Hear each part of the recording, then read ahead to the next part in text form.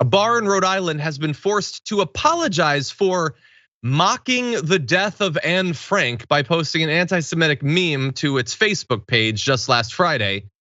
Here is the meme that this bar decided to post. It's hotter than an oven out there, and I should know. Hashtag, oh boy. And oh boy, indeed. Because, and see if you can follow the logic here. Some people had an issue with a bar posting an anti-Semitic meme mocking the death of a young girl. I don't know why. Let's dive into it and see if we can figure it out. There was a backlash on the post, on other stuff on their page, and they eventually deleted the post. They issued an apology saying there was no excuse for the sharing of it and nothing we can do to rectify it. That part of the apology is acceptable, but there's another part that I have kind of an issue with. We're gonna jump into it. First, just in case you don't know, Anne Frank is a Jewish teenager who died during the Holocaust, and the diary that she kept while hiding from the secret police for a couple of years gives us a lot of historic information about that time and all that. That's why she is so famous, but tragically did end up dying. Now, they said in part of their apology, if we could jump ahead to graphic 5, that they didn't know what it was about. That, hey, we apologize for posting it, but the person who did it didn't know who she was, which is a weird claim to make. Because that implies one of two things. Either you didn't know who Anne Frank individually was, but you did know that this was a Jewish person who died during the Holocaust, in which case that's not an apology. Or more plausibly, you're implying that you have no idea who this person is in the black and white photo. And you have no idea, seemingly then, what the joke is about. Because if it's just a random girl, it's hotter than an oven out there, and I should know what exactly is the joke that you're making there. It is, I think we can all agree, JR, the most transparent, pathetic excuse at a backtrack ever.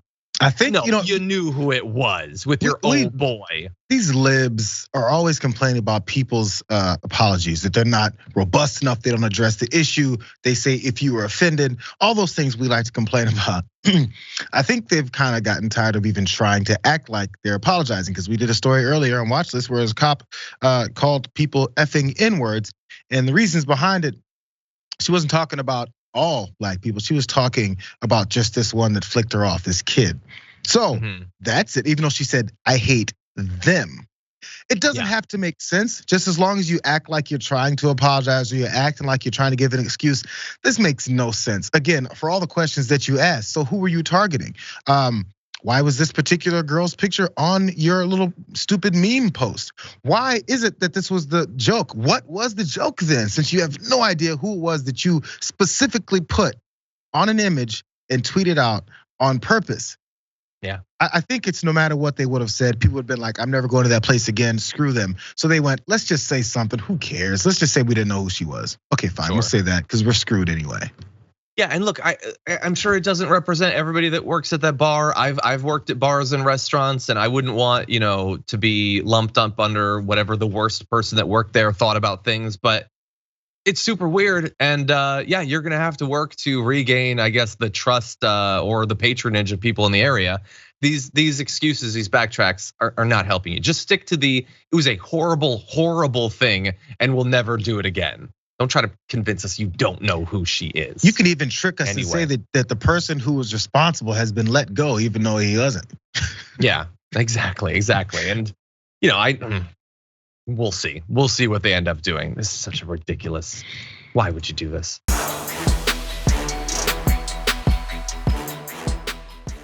Check out the Damage Report podcast each day, wherever you get your podcasts, whether Pocket Casts or Stitcher or iTunes. You can join me as I give you the news and stories you want, with a range of co-hosts and interview guests jumping in on the fun each day. Again, that's the Damage Report, wherever you get your podcasts. And if you get them at iTunes, don't forget to rate and review. Sometimes I'll read them live on the show.